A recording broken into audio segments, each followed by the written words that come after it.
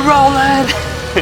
All right, dude. We're fucking back from the beginning of quarantine. No quarantine, but hunker down. Yeah. Yesterday supposedly was the non-hunker lift day. Oh, was that yesterday? Yeah, it was yesterday. I was gonna ask you. I don't even remember when was the fucking supposed day, but all I know is that as soon as he was sunny in Alaska, people were like, "Yeah, we're done. I'm out." It's Alaskans. You and I talked about this a couple months ago. It was never. This would have been the hardest state to make that happen, especially with fishing season coming, hunting coming, the outdoors. Yeah, I mean, because when everything started, it was kind of still winter time, so everybody was like pretty much staying in. So being told that you gotta stay in for the best. Just like you said, you're like, well, all right, I'll do that now, but. Summer's coming up. June. Yeah, dude, for sure. Fucking, is this your water beer? The space. Yeah, by the way, it's 11 in the morning. It will 10:30 ish, and we're supposed to record today, so we're here early. And I had set up to do a podcast, but then we decided to go record, so I didn't want to turn this down to fucking get the drums out of here. Or for sure. I guess we can still get them out without fucking moving this, and try to get back into the podcast. I know it's been a while since we fucking did this, but like. Work. Right? Yeah. Oh, dude. Fucking. Yeah, I've been in Gearwood all week working in this fucking house that has just got a rotten fucking roof, and we've been opening it up, and then it starts raining, and he's like, nope, close it, and just doing a bunch of masking inside. And you've been super busy with the fucking. Oh, dude. Yeah, my warehouse has been nuts. Yeah. Our labor has increased by like 40%. It's insane. So well, fucking cheers, brother. Good to fucking see you. Good to be back, man. Right? I think the hardest part of this was the little things that we took for granted, like being able to practice twice a week and the podcast. Yeah, you know what I mean? Like, that was the hardest part. Here we are heading into fucking recording with no practice whatsoever. I think between our last recording session and to this next one, we had twice. Two I think practices. It's twice. I think. Might have had three with. Two without Kevin, one with Kevin. Have no idea where Kevin is. He doesn't respond to any of the fucking texts. Like you said, pretty sure. Well, Kevin's probably dead. Yeah, like I have to call him and he'll call me back like hours later with some bullshit excuse. But anyways, you know. Bullshit excuse, Kevin. That's what we've been dealing with for the past 6 years. I think 2014, that's when he joined the band. Yeah. God, has it been that long? I know. It always feels like he's still the new guy in the band. Right? Uncle Kevin all rolling in. But, yeah, he's the oldest guy in the band, and yet he's like the teenager in the band. Just like, get your shit together, Kev. Get your shit together. Kevin, we love you too much to watch you do this to yourself. He's like, yeah, man, my car is down. I'm just waiting for my buddy to help me fix it. I'm like, that's what you said last year. But... I love the guy, man. Dude, I adore Kevin. I think my favorite is, no, I can't show up to practice, man. My mom's got the car. How old are you? Total teenager. How old are you? You old ass fucking silver fucks. You silver teenager. Bitch ass. Kevin, by the way, we do love you. Poking fun at you. Hey, you know, like in the short period that he was kind of out of the band this year for like a month and a half, we seriously tried to find a bass player, and we had like an audition or two. Not even close. Not even close, man. That has a lot to do with what the scene is at today, to where like there's no metal bands. I was telling my wife last night, and Nate was over, and we were talking about, well, when we come back to play shows and this and that, I'm like, dude, even if we do, who are we gonna fucking play with? The same 3 bands? And he's like, oh, dude, there's gonna be more than that. I'm like, okay, let's start. Part-Time Superheroes, I think they're still playing. Everroon, I think they're still playing.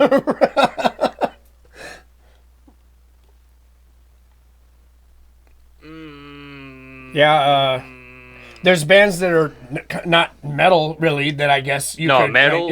Metal, straight metal. Yeah, that's... So... two other bands, maybe, because one of the other... Oh, wait, fucking... Oh, my God. Come on. Well, there's no She, but Andrew's new band. Oh, yeah. Why am I spacing on the name all of a sudden? Andrew and Leland. Yeah, their practice here next door from us. God. Beneath Atlantis. No, that's Lane's band. That's Lane. Leland's Lane. Okay, I say that's 3. I say that's 2.5 though.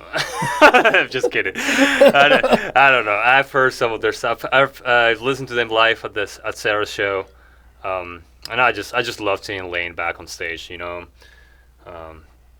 it was nice to see him play. Nice, again. right. Yeah, and I did see that they did a music video, like just crazy. They were like out at the glacier, or they were. I think they were out at Eklutna. I think is where they were. Pretty crazy. But you know, so 3-ish, so 4-ish. Maybe, yeah, because the other long timer that is no longer playing right now is City and Ashes. Guys moved out of state. Things shifted, and those niggas are dead, man. Dead. Rest in peace. Right? Christian is still like selling Shit and Ashes merchandise. I'm like, it's dead, nigga. It's dead. Let it go. Let it go. Christian's one of the busiest musicians we know. A boy. Yeah. I mean, he was probably the only guy that I would have wanted to replace Kevin. And at the same time, yeah, he would have been my top of the list. Yeah, but at the same time, we would just be his side chick anyways. Like, he's so busy, and he's on the I Like Robots cover band, which I think is the best fucking cover band in town. Oh yeah, for sure. They're really fucking good. My opinion is the same on that. Well, I think they changed the vocalist for this chick. I haven't listened to him with the fucking girl, but yeah, he would have been my first pick too. My second would have been Ian from Bolt Action Beaver. He would have been my second. Is he still alive? Yeah, he's alive. Remember, I hit him up randomly, and he was doing the college thing, and he was he was like balls deep in classes and whatnot. Which, it's like, dude, I just love getting in a massive debt I'm never gonna pay, but you know, it's really cool, man. Digging this. Feel good. It's a good feel. Yeah, as long as it feels good and you think you're doing something, that's. I hope it works out. And I'm just, this is coming from a bitter fucking end. Oh yeah, we're jaded. You're I'm extremely jaded, dude. Yeah, I did an 8-month certificate for like IT, and that shit alone cost me like $20,000. Like right now, I still owe like $13,000 on it. And never got to use it. And what am I doing? Building houses. What's up? I do a podcast with me. Hell yeah! Not making a fucking dollar, but still. I know, man. Thinking back, it's like, God, I wish I would have fucking done some workshop at fucking school, and then done some fucking, what do you call it? When you go to like carpentry. Yeah. School and welding, like trade a trade school. Yeah, dude, that's what. And that is the shit. That's the 90s and 2000s, dude. Society was just shoving college degrees down everybody's throats. Fuck yeah, dude. And now, really, what the country needs is fucking tradesmen, man. You need people who build the backbone of this country. Because, dude, how many people do you know went to college for like a communications degree or like a phlebotomist thing or nursing or whatever, who now just can't find work because it's flooded with these people who are all getting college degrees. Not to mention just like how about the massage therapists? Dude, how many fucking dummies out there fucking went for that, and then it's like this. That shit's packed everywhere. Oh yeah, it's like, dude, it's literally overflowing. By the way, if you're a massage therapist, I'm not saying that it's a stupid job. I'm just saying like that field is fucking packed, dude. Oh yeah. And where we're sitting now, like, dude, if you were someone who was efficient and got shit done with like welding, you can find work anywhere right now. Fuck yeah. Carpentry, anywhere right now. Plumbing, anywhere right now, dude. Those guys never stop working. We never stop working, man. We did not just stop working. Our shit got crazy. Yeah. Because everybody needed us. Yeah, and that's not to say, one thing I was talking with Brian last time, like, that's not to say that everybody else's jobs are not essential. That's kind of bullshit, too. Well, it's kind of bullshit that they're get labeled like not essential. Yeah, like, I understand where it comes from and like the merit of it, but it's like the fact that it already who's to say it's not essential. The fact that it already exists and people were already doing it shows that it was an essential part of our society. Yeah, dude. It shows that it was important. Yeah. Well, I was our last podcast when Hunker Down fucking was in effect. I think it came in effect that Monday, and just that Monday, kicked on. Yeah. That Monday we snuck in a podcast. We snuck it real in quick. and again, like we snuck it in because I was fucking buying into. I said it. I was like, it's kind of getting into me, and but mainly because like I'm fucking glued to like fucking media, like mainstream and fucking podcasts, and even the podcasts that I listen to, which is like 3 or 4 different ones a day, they're all like, yeah, this is fucking serious. This is serious. And it's like, yeah, at the time the fucking information sounded pretty fucking serious, so yeah, I was getting fucking worried too.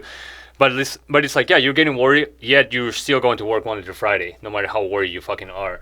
And like, yeah, it was up to you. And, the company was like, well, if you don't feel good about it, or if you fucking stay home for 70% of your wage, it's up to you. We're not gonna make you, and we're not gonna fire you, or they're not gonna pay for me to stay home. Of course, they're not gonna do that. Like, whoa, guy, relax. Hey, chill out there, homie. He's like, hey, man, you got vacation time. They're like, hey, that's my vacation. Whoa.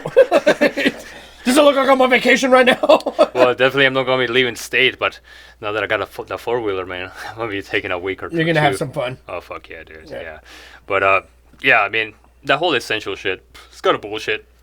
Who's to say, like, cutting hair wasn't essential, and, some people, mental health just went to the fucking... Oh, yeah, dude, like, it's people sad. Depressed, people fucking drinking, I mean, you name it, man. And then fucking music. That's what Sam and Brian. It's like, fucking we played those shows. And it's like, you got all these guys that are like releasing all this fucking energy from the fucking world and all this shit they deal with. And now they're just fucking stuck at home dealing with themselves. That's fucking scary. Yeah. But, especially the ones that really got fucking scared and they really felt like if they left the house, they were going to fucking die. They can get it and then fucking die. And it was really fucking interesting that you got to know your peers a lot more through this fucking a little pandemic. More intimately. Because there were some guys, even in my line of work, that I was like, oh, this guy's fucking worried. Like, he's not going to fucking, this is not going to affect him on that level. But I saw some guys that were like wearing rubber gloves everywhere and goggles and fucking like just coming into the shop like they're walking into a hazmated up. Yeah, basically. And I was like, hey, what's up, Dana? You're making me a little nervous now, man. Yeah. Now I feel like a dick because I don't have a mask on. And then, yeah. But those same guys, like, lately, like, as of recently, they're starting to fucking chill out. Because some of them were like, I'm not working if there's people around me. I'm like, all right, man. Well, I got a family to fucking feed. And I'm not going to be doing the whole unemployment shit because I don't like to fucking take money from the government to fucking live, But, yeah, pretty crazy. I got to know, like, another side of, like, a lot of people that you thought they would be, like, more, it's hard to say, like, reasonable because, like, I can't see where they come from. I myself, like, I'm just full of fucking information every fucking day. I'm not the guy that, like, every other day I'll look at an article. Like, no, dude, like, you're constantly in it. Every single fucking day, man, I'm listening to fucking podcasts, to fucking numbers. I'm checking the websites, and in my opinion, and what I've taken it, the information that I've taken, and what I come out with is that I'm done. I'm fucking not gonna live at home in fear anymore. No, and for a few weeks now, like, no, I'm ready to go band practice again. Like, if you guys are cool with it, I'm ready to go to band practice. I'm ready to go. I'm ready shopping. To jam, dude. I'm ready to go to the fucking parks, and I've been doing it, and just all the numbers just don't add up to the fucking fear mongering shit, man. So ready to fucking play music, ready to fucking record. The one thing is that I know that they open everything up on Friday. Like, no restrictions, whatever, but, like, a lot of businesses are still going to be like, well, fucking 6 feet or wear your mask. Like, the staff is going to wear their mask, but we're not going to make you. But if there's a concert, like, I saw the Eternal Cowboys, they post a picture that they were playing the Woolawa, and behind them it was like, oh, keep your 6 feet distance. What an idiotic fucking thing. Dude, if I hear that shit one more time. But I was like, okay, so you're saying that you can't have a crowd anymore, like, in front of you. And as a metal band, are you telling me that we can't have a crowd that moshes and fucking rocks out? Miss me with that shit. Don't expect me to be back anytime soon, as long as that's going to be the new fucking norm. Or that's not happening. That's not happening. Oh, this whole new normal?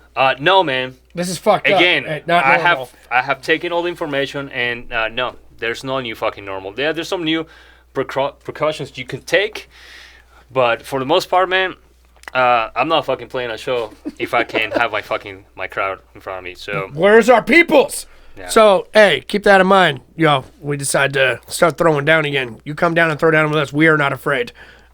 No, one bit, man.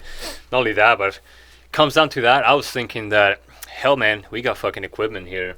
We have a lot of equipment here. I'll just start looking into how can we throw our fucking own show. Hell, in this park. We're in a fucking industrial area. Who's gonna call what? For what? For what? Fucking yeah, exactly. I don't know, dude. Maybe start throwing our own shows in the future if things are fucking stupid. Not like we haven't done it before, man. No. They brought all of our own shit and set up, and I mean we've had some pretty epic house shows in our experience as a band. yeah. So it could happen. Let's change this up. Let's shift off this COVID thing, man. It's literally been the only thing I've been hearing. It's not even that I want to talk about it, but it's like you can't not talk about it with the current situation. I was saying this with Brian. It's hard not to talk about music and plants when this thing is in fucking place. It's like, embedded. How can you for us. How can you talk like we can make fucking plants when you fucking can't? And yeah, dude. So it's like not like I'm obsessed with it. I'm just like I'm fucking seriously on this shit every fucking day. I'm just pointing out. It's not like I'm obsessed with it. Although every motherfucking day I'm checking websites, I'm looking at numbers, I'm hearing podcasts, I'm calling people on the inside. But like seriously, one thing that I think about a lot is like how thankful I am for my job and my trade, and like what we just mentioned, like fucking. God, I wish back in high school I would have like. Instead of like counselors pushing you to take this fucking college. They want you to get these bachelor's and associate's degrees because you're not going to succeed without a college degree. And yeah, like I know this. What do you call it when you get free college or you get like scholarship? Scholarships, yeah. It's like I got you, boo. It's like, oh, well, you want to apply for this? I remember, dude. Like, you want to apply for this scholarship and this one, and for if you play music, apply for this one. If you're in sports, apply for this one. You're a minority, apply for this 10. All right, here you apply for 10 of this. We'll hook you up. But if you're white, don't apply for shit. Right. Unless you're clinically depressed. Are you? You look sad. Right. I like your eyeliner, by the way. Are you artsy? Right. What's going on there? Right. Yeah. No. I think back then, man, I feel like I just didn't have that male figure, that dad in the house to be like, son, fuck all that shit. Like you're gonna be a welder, or you're gonna be a carpenter. Dude, which like if you tell me to be a welder back then, that would not sound fun at all. Nope. But now I think a carpenter maybe more so, especially like you get to play with tools and shit. But like a welder, it just sounds more like hard work and less fun. Yeah, it's just like an image of like a grimy fucking atmosphere, just dark, and you're just fucking blackface and just fucking. Well, almost like a coal miner type. That's all I picture it. Like you see a coal miner. But then you look at Carl Blocker once again, greatest welder I know. You guys can call him for. He has a side business, Carl Blocker Jr., in case you needed some welding. But anyway, seeing some of the things that he creates and some of the like massive jobs he's done. Art, man. Yeah, dude. It's art. And the way, welding is definitely an art. And it's not something where you can be like, oh, fuck, here, just take the welder, just do it, because it doesn't work. It doesn't work that way. Dude, I am terrified to solder even little cables together. That's I why don't do my own soldering for my guitars. And I'm like, no, like, I know nothing about it. I've seen Carl do it. It's like, I want nothing to do with it. Carpenter is different, but it's like I didn't have somebody to fucking tell me back then to do those things. Get your ass in gear and get. Yeah, so I kind of like got conned into scholarships. Dude, I know a ton of people that went to and tried to get their not scholarship. What's the word? The associates. Yeah, but something like where they teach you pay for the books and you pay for the class and you do all this stuff, but then they want like $300 to get your certifications and stuff. You know, like that. What was the place you charter? Charter. Well, it's like the IT shit that I did. I paid for the fucking course. It's like an 8-month, a year course, and then when you had to do the final test to get your certification, they wanted you to pay. That wasn't included in my loan. I'm like, that wasn't included in my $20,000 loan. No, we're gonna need another $2,000 to give you this little sheet of paper that says you did it. Dude, it was like a $500 test, and if you failed it, fuck it, you lost your money. And it was a fucking, like, that pissed me off because I was not aware of that when I got to the fucking finish line, and I had great fucking grades when I got to the end of it. And, well, Mr. Montana, you did really well. I hope you got some more money, though, because you're not going to get any proof you can do this. And at the time, I didn't. I was like, well, I guess I'll start saving for it. I was working only part-time because I was going to school part-time. So, like, and I had bills, and, like, I was living check to check. Like, I couldn't save $500. Like, right now, $500 is nothing. It sounds like nothing, but back then, that was massive. I could only save, like, fucking $20 per check, and then shit comes up, and then eventually, I took full time after I was out of school. I took full time, and then I started making decent money. And then, but the longer time went by, especially in IT, dude, shit moves quick. Oh yeah, just like 6 months later, just like your phone that you get a fucking upgrade every other month.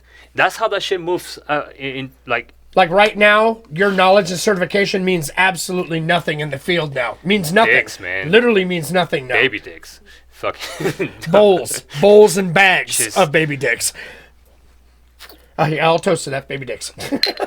Fucking ridiculous, man. Yeah, I'm still $13,000 in debt, and for something you'll never use. For something you will never use. No, not really. Not realistically. I mean, and like I said, by the time I had some money saved, like a year has almost fucking gone by, and you had to retouch on like a year of fucking classes, and then you might as well fucking sign up for an extra class because like you have to now get with the times, man. Like things were moving so fucking fast.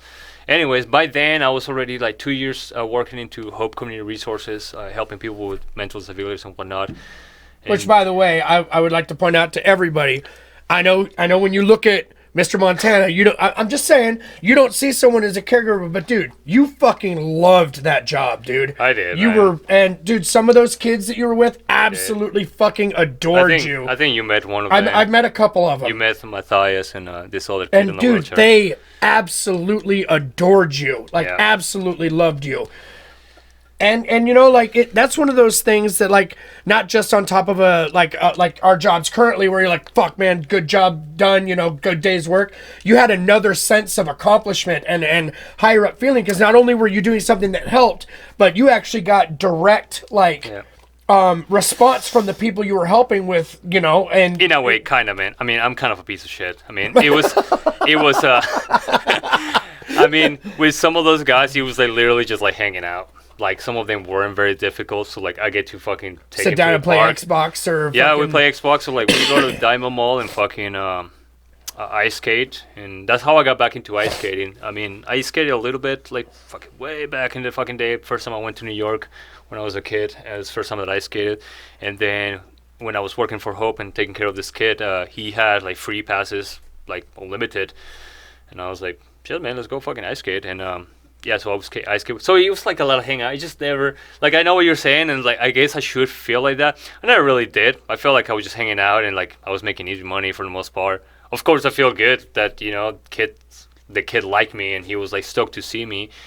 Yeah. That you were literally a bright part of his life. You know what I mean? Like you were something he looked forward to. You know what I mean? And you can't deny that. Yeah, I was bummed that I had to leave that job, but it just, at the end of the day, even though it was a hangout, it was a lot of fucking responsibility, and for the pay, like, for sure. If anything was to happen, it wasn't fucking worth it. And anyways, after that, that's when I started working at Taylor as a carpenter, and you know, I did not know anything about carpentry. I never fucking even swung a hammer in my life, dude.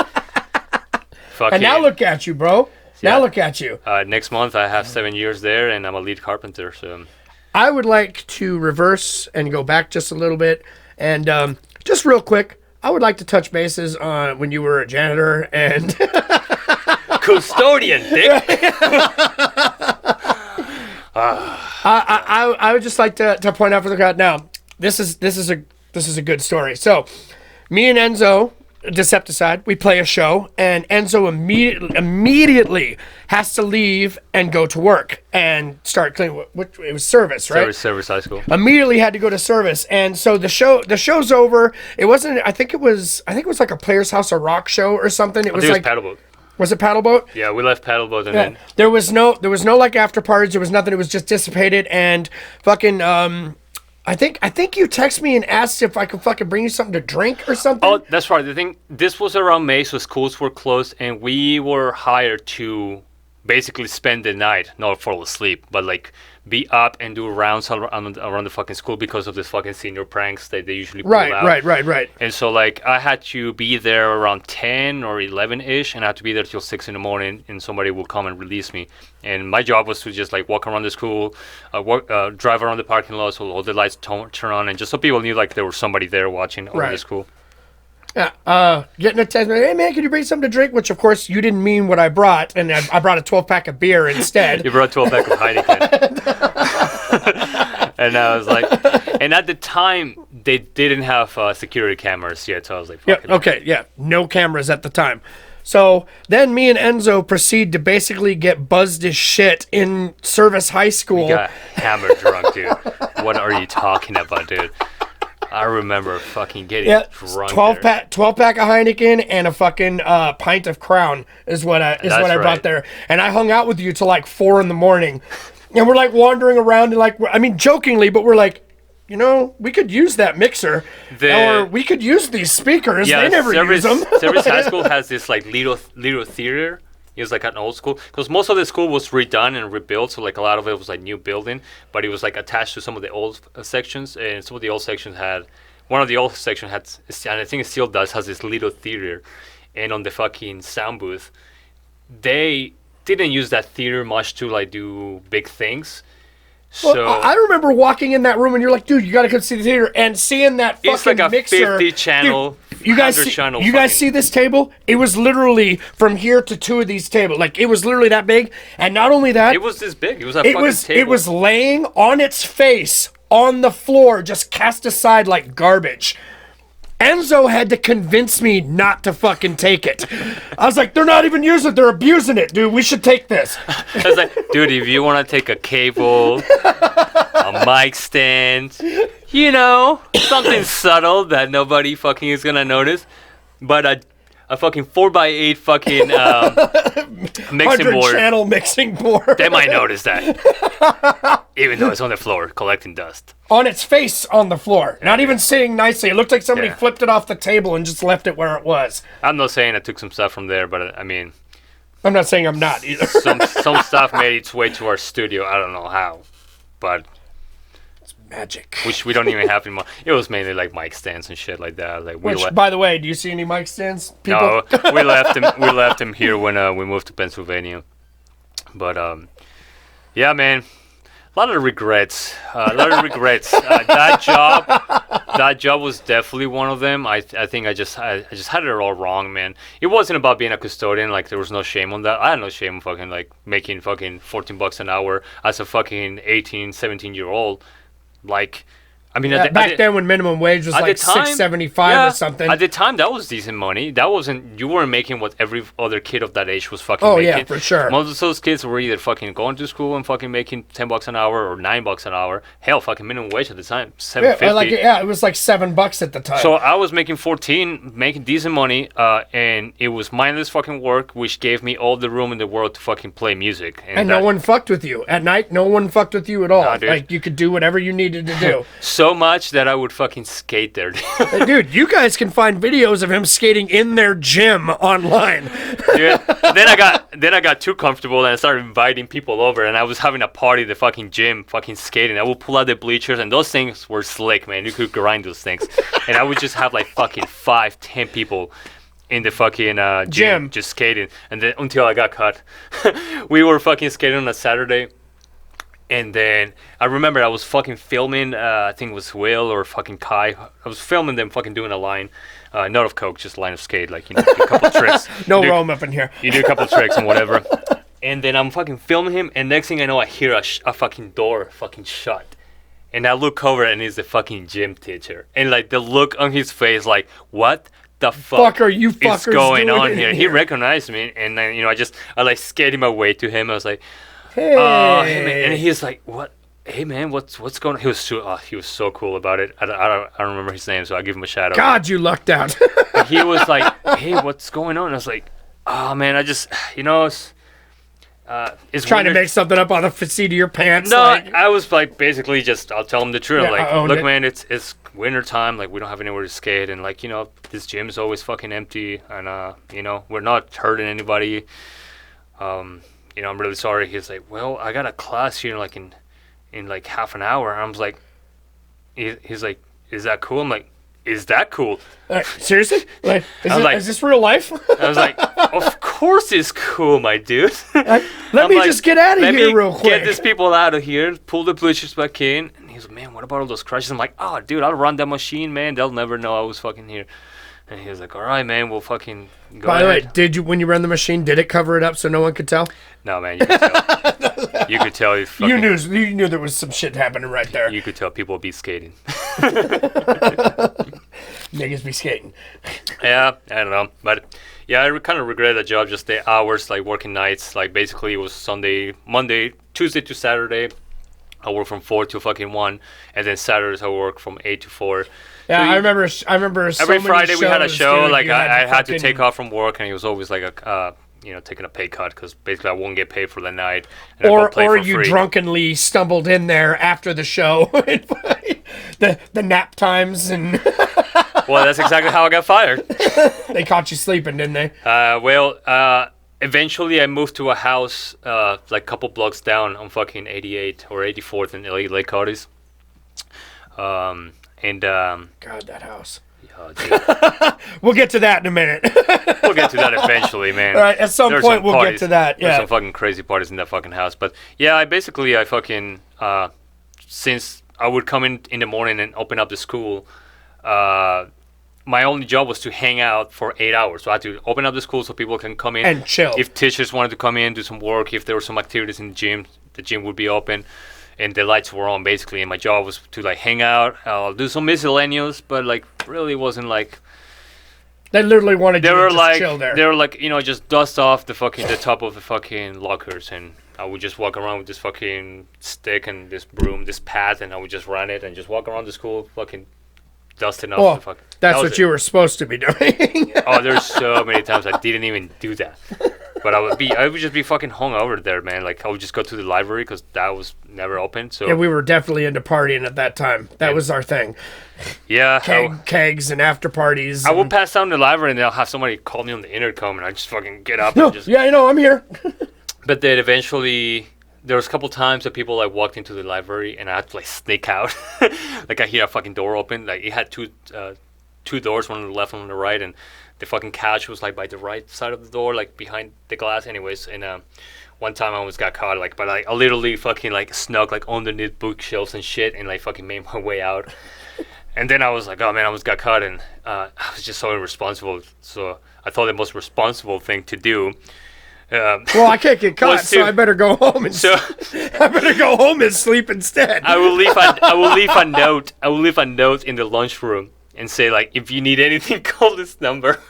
Because I live like 2 minutes away, so if somebody called me, I can like hop in my car and fucking be there like within literally a minute. But sometimes I would be so fucking still drunk that I would just sleep through fucking my phone ringing and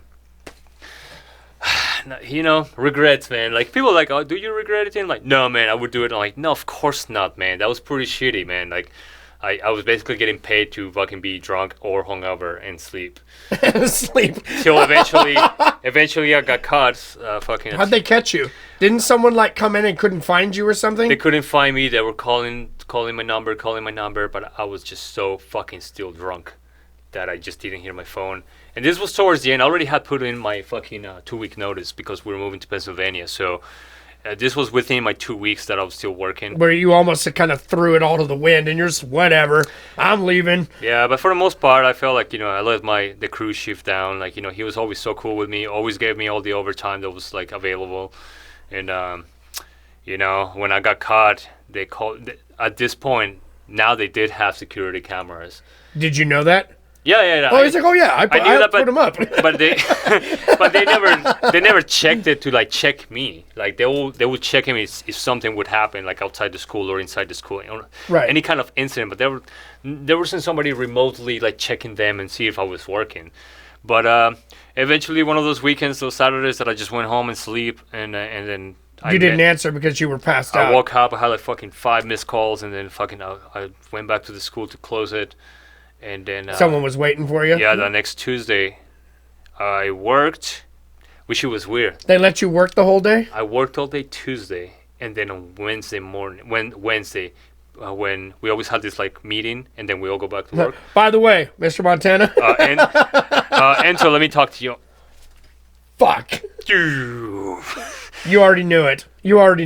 How did it go over the weekend? I'm like, fine. Uneventful. Everything was cool. Oh, well, Miss Bitch fucking tried to get a hold of you, and she couldn't get through. I was like, and then I was giving bullshit excuses like, oh, sometimes I put my fucking iPod. Because, at the time, you had your phone, and then you had your iPod. And I was like, I think I have my fucking music loud, turned up, and I don't check my phone very often. And he's like, well, it's your job to check your phone. And he's like, she called you 3 different times. Like, you didn't check your phone the entire day to call her back. And then he's like, we need to talk to the principal. Oh, shit.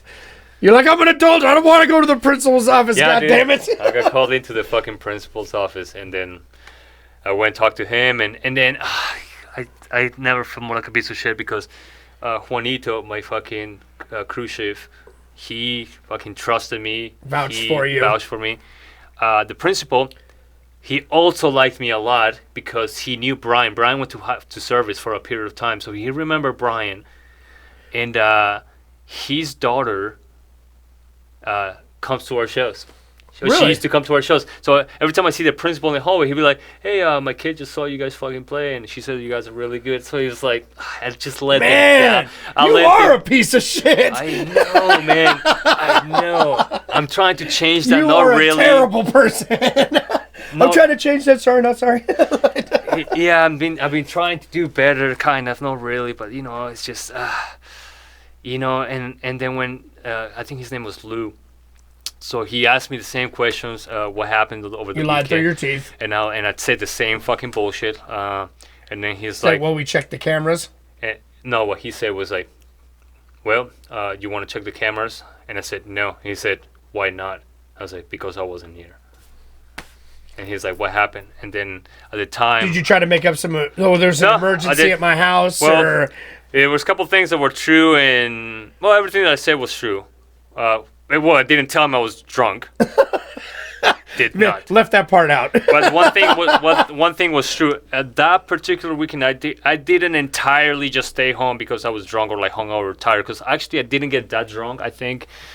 But I was with my kid's mom at the time, and she was pregnant. And I do remember that morning when my alarm went off that she wasn't feeling good, and I was just kind of like I wasn't feeling shitty enough to where like I didn't even want to go to the school and hang out there, but with her on top of it. Yeah, so like she was staying on my place, and then I went to open up the school. So I did my job. Like I went there at 8:00, opened up the school, turned on the lights, and then she started texting me that she wasn't feeling good and this and that. And then I was like, okay, well, I'll be over. And my plan initially was to just go check on her and hang out with her for a little bit and go back. Maybe not right away, but at least by noon. But you fell asleep. Yeah, totally fell asleep, dude. And then, fucking from drinking the night before, she wasn't drinking, I was drinking. I was drinking. At that time, she was she was pregnant and just basically driving me to the bar and back and, like, dealing with my drunk ass, so. I fell asleep and super hard. By the time I woke up, I think I didn't even wake up before fucking 4:00. I think I woke up, like, around 5, 6, so, like, I went to close the school, like, super late, which at the point, that didn't even matter.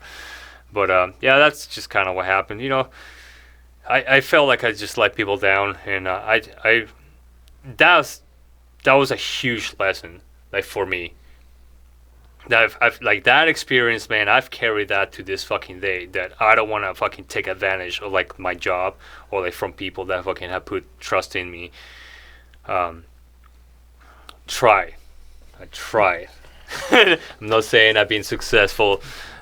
this entire time. But by the way, I really love your shirt, man. I know it's kind of off subject, but man, I really dig that shirt. Thanks. It was free. I know the story. I bought it on eBay. They sent me the wrong size, and then the guy was like, "Keep it. I'll send you the right size, and I'll refund your money." Thanks, bud. Why couldn't he have sent you the wrong size, like 2X, maybe? You know, then I could have had it. Maybe I should write him, like, what the fuck, man? Where's my 2X? Yeah, so, coming on 40 minutes. He'll do another 20, I guess.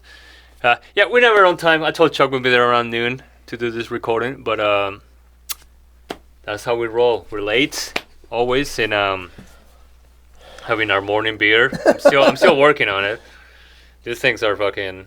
So good, dude. They're so tasty. But they're also kind of powerful. That's why you gotta take her easy. I don't know. That's why I did mine immediately. That way I have no effects from it, you know, by the time we get our shit together and fucking decide we're leaving. What would you say is one of your, not your, but one of your biggest regrets? Yeah. You mean besides the whole blacking out DUI driving thing? Yeah, if you want to talk about it. Well, shit, man.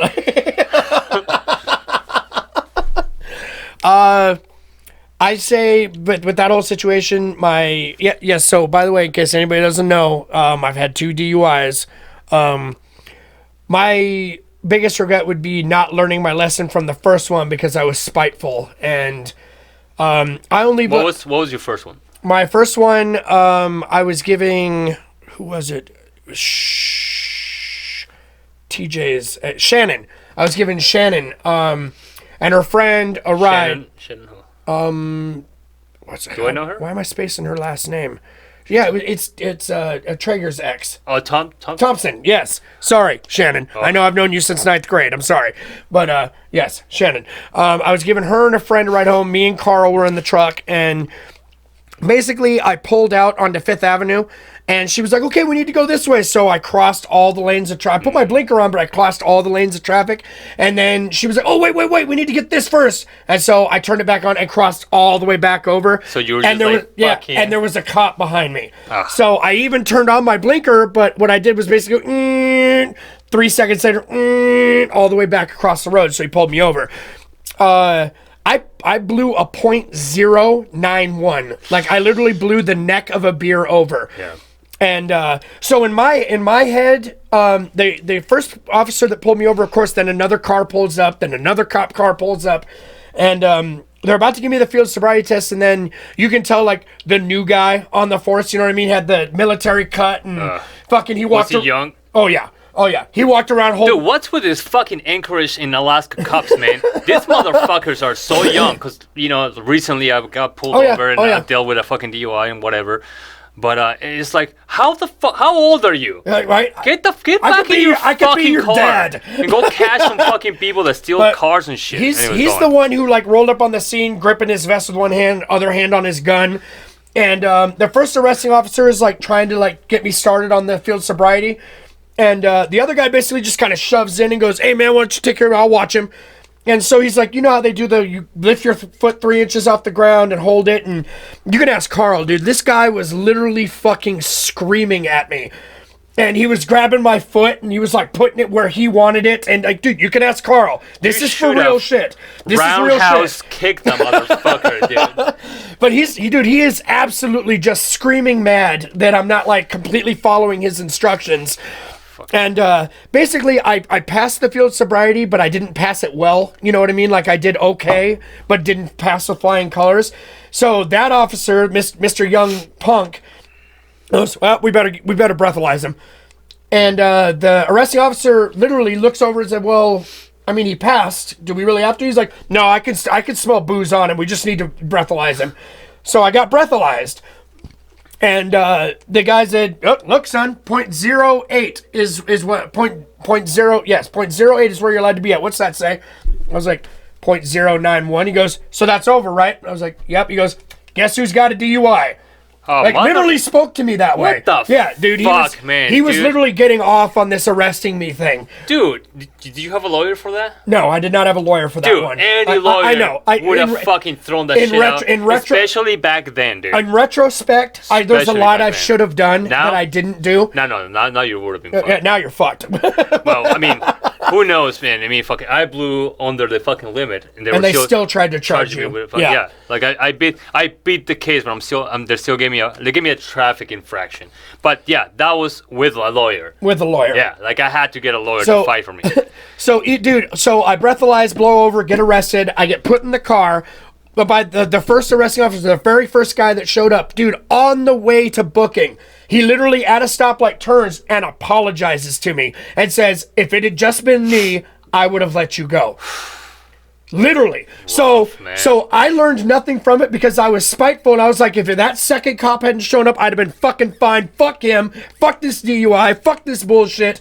And it did not change anything I was doing. I did not learn anything from it. You felt that this shouldn't never happen exactly. to you. It should have never happened to you. I felt that I was wronged. I felt that I got picked on. I felt that I got fucked over. And so I didn't learn. That was my first one. When I pulled up to Coots. Just because I was pulling up to Coots, they stopped me. And I remember, we recorded at Surreal Studios. I took Kevin home. Between recording and taking Kevin home, I had 2 fucking beers, man. And then when I took Kevin home, Jeff fucking Staha fucking texted me. He's like, hey, could you fucking give me a ride home? I'm in fucking Coots. And I was like, yeah, sure, why not? I'm already out. At the time, I lived in the area, and I was like, fucking, why not? And then I came down Fireweed, and I guess, they said I was speeding, but I was like, I don't think so, man. My truck is two-wheel drive, and it was in the middle of fucking winter. I ain't speeding. I never fucking speed in the wintertime, not with my fucking truck. I had no reason to. And then I pulled up to the parking lot, and they fucking stopped me. Did a field sobriety test. And they arrest me, and then they say, the test is inconclusive. I'm like, what the fuck does that mean? Breathalyze me. They're like, no, we'll do it at the station. I'm like, oh, you do it at the station, but you're going to take my truck anyways. And they, right, I remember. And you had to fucking get your truck out. Yeah, and then I had to get a lawyer, so she can fucking fight for me, and then fucking get the case was fucking closed. But this time around last year, things had changed so much with the law and things in Alaska, especially because they make so much money out of it, that my lawyer was like, dude, this should have been a fucking cut and dry, yeah, completely easy. No, dude, he had to fucking anyways, but I ended up with a fucking fine. So that was your first one, so you felt like you didn't fucking learn anything. Didn't learn a damn thing. So I go, what's the statute of limitations? It's 3 years, right? Where it doesn't count as consecutive. It's 3 years, I think. I think so. Anyway, whatever the consecutive was, my second DUI came 2 months before it would have been a non-consecutive, where it would have counted as 2 separate incidents as far as not being 2 consecutive DUIs. 2 months. The second one, I deserved that shit. I was fucking wasted. You owned that shit. Oh, dude, I was wasted. When I heard about it, I was like, well, there wouldn't have been anything I could have done, man. I was home with my kid and my girlfriend at the time. I mean, it's like, what? It was Valentine's, right? Yes. I was like, 2014, Valentine's Day. I was already a homebody with a kid, and I was like, well, maybe if Ryan fucking texted me and I just didn't feel like going, I could have fucking done something. It's like, no, I couldn't have done anything about it, man. And there's nothing anybody could have done. But not only that, I was already mad at you because Zach, previous to that, he had shown me a video of you getting in your vehicle fucking drunk. Absolutely. Dude, I don't remember that. I blacked out drunk. Taking some stupid bitches home. 2 girls, and they basically more or less... They didn't give a shit? They convinced me it was okay for me to drive because they needed a ride. Yeah, dude, Zach showed me the video, and I was already fucking mad at you. So when you did get your actually hardcore DUI, I did not feel bad for you. Yeah, he deserves that shit. And I did. I deserved it. Yeah, because I was so mad at you already from that video that I mean, it was hard watching you being so drunk, clearly drunk. Can barely get in the vehicle on my own. There's a crowd trying to fucking stop you, and you're like, fuck it. Bitches, get on the car. I'm gonna fuck this. Bitches, come. And it's like, dude, and yeah, people don't give a shit because if you're the one fucking driving, so fucking, they push you to, and that was the one part that fucking pissed me off. I mean. And then, of course, 2 weekends later, I fucking, of course, get the DUI, of course. And I remember talking to you as soon as I got out, and I was like, yeah, man. And you were like, yeah, I fucking heard you got a DUI. I was like, yeah, man, so I don't know what's going to happen. I was mad at you for so many things. One, the video that I watched, you fucking driving, but also how you were telling me that you basically had your allowance for drinking, and it was like hundreds of dollars. Yeah, dude, I set aside every time I got paid, I set aside $400 for weekend drinking. I had gotten remember to that point, dude. dude. I remember that point, and I would where it hear was that one of shit. my bills. It was literally one of my bills. I go, okay, rent, electric, gas, bar money. Like, it was literally part of my bills. Yeah, but it wasn't like, oh, I'm gonna spend $100. No, it was. Even today, if you tell me I'm gonna spend $100 on fucking booze, like, it's not the worst thing in the world. But when you have a family, you got bills and all this and all this, like, you think about it a little bit. $400. I got paid and I set aside myself $100 to $200. Yeah. Oh yeah, dude. Oh yeah. I was not doing well. And no matter how, and looking back in retrospect, some of the conversations that we had and some of the things that I should have. We were all young, man. It was like, I was, even though I had a kid, I was still like in opposition to be like, I'm better than you, or like, I'm gonna give you some advice. I'd just be like mad. I'd be like, you're a fucking idiot, dude. But it's like, looking back, I'm like, how many times did I you drive? get away with it, right? How many times? Dude, it's like a lifetime of DUIs, man. Dude, and you and I still give that advice to people this day. We're like, dude, like, you get away with it 50 times, 60 times. We come to practice and like, this is it. Terrified. I have a fucking beer, and terrified I have it at the beginning. I have it at the very beginning, right. And terrified to have that is never gonna happen to me again, bro. Never gonna happen to me again. Oh man, so we learn. I mean, sorry we didn't talk much about music, but fucking this shit is about us. So right. We haven't seen each other in a minute, so yeah, and like some things came up, before we pressed play. You were telling me about your kid. I was telling you about my girls. Like, yeah, man. I look like an asshole, or like I act like an asshole. Like, some people think I'm a dick, and I love you, but you are a fucking asshole. yes. But if you guys fucking knew how much I let my girls like walk all over me, but they know when it's fucking when the line has been reached. When I fucking raise my voice and they fucking like freeze out because they know the fucking daddy isn't fucking taking it anymore. But it's like, some people like, this guy's a fucking dick. He must be super fucking hard on their girls. I'm like, I'm not, dude. Like, they walk all over me. but because I let them. Because it's not a lot of things that they do, it's not such a big deal to me. And I'm just like, okay, they ignore me, but like, you mean they don't like carve their names into houses and murder? I would kill these two fucking girls, man, if they ever did some shit like that. Kill them. Go ahead, dude. Tell us, dude. I was fucking I was shocked. I was like, and so when is his funeral? That sounds really bad. But yeah. So a couple weeks ago, the neighbor comes over and says, "Ryan, come over here, man. I want to show you something." His name's Eric. Awesome guy. Love this guy. Love their household. Love these people. He walks me over to his house to where it looks like he has a garden on the side of his house. And so I'm walking over. I'm looking down. I'm like, okay, I see dirt. And he points with his finger. My son had decided on his own, he says sharp stick, I'm saying rock, whatever. He carved his name in the side of this guy's house with a rock or a stick. Literally, like, carved his name in the side of this guy's house. You couldn't have used a fucking marker. We can paint this shit. But dude, you carved it? He fucking carved it. He carved it. He carved his name. So yeah, Me and Sylvia are doing our best to process, like, how in God's name. I process the rage and the anger. You gotta swallow some of it before you, like, spill it out into the skid. So you don't yoke him up. Right? Yeah. So yeah. There's that situation, which was, by the way, just lovely. That was lovely going through that. Man. Rough, man. I'm gonna go ahead and jokingly agree with Sylvia on this one.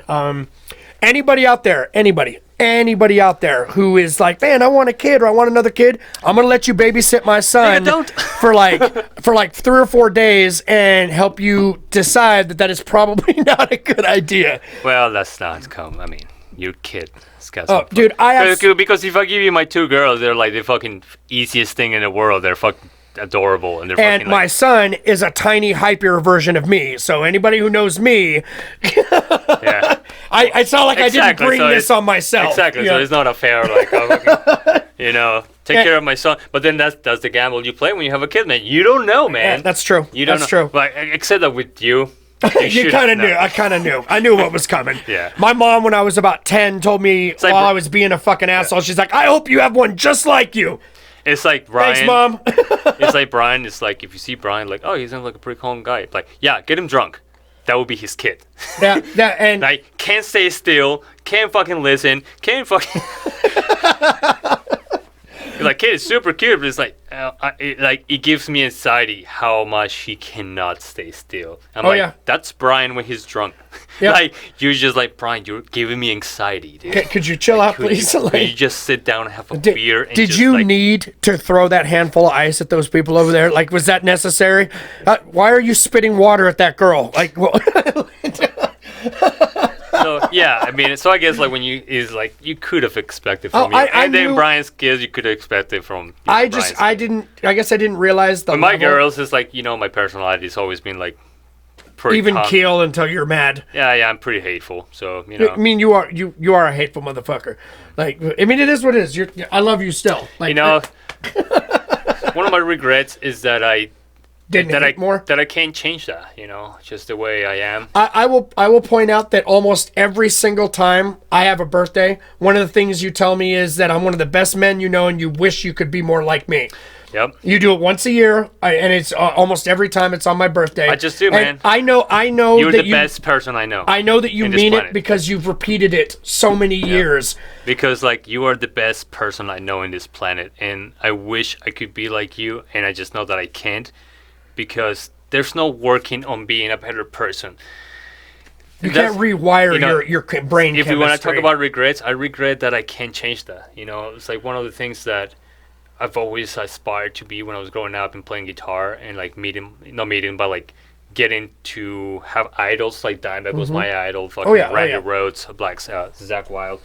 It's like when you watch videos from Dimebag. He's literally one of the most wonderful people. Like he's just full of joy.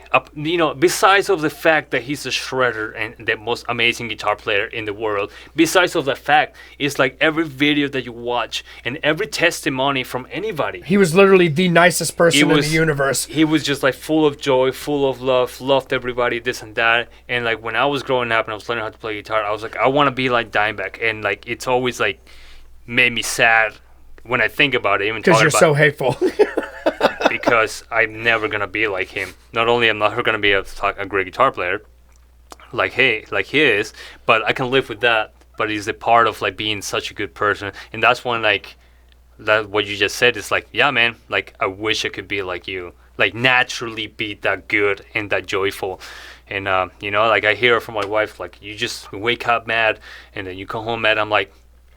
I don't. Am I? I just woke up, had coffee. I'm a really quiet person in the morning, and when I come home from work or like I pick everybody up from work, I'm like I'm tired as fuck because I work in construction. But like in my head, I'm just like living normal, and then I have to hear from other people like you're just angry all the time, and I'm just like you do have resting dick face like a motherfucker.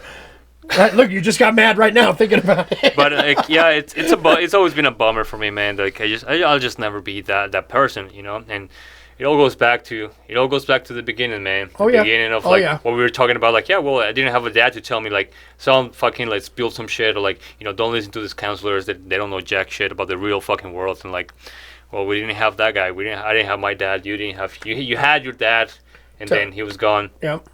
And we're gonna get into that later, but let's fucking close this thing. Podcasts. It's about to hit fucking 60 minutes. Okay. All right. So, this one, I know I keep saying it. This one was actually for us.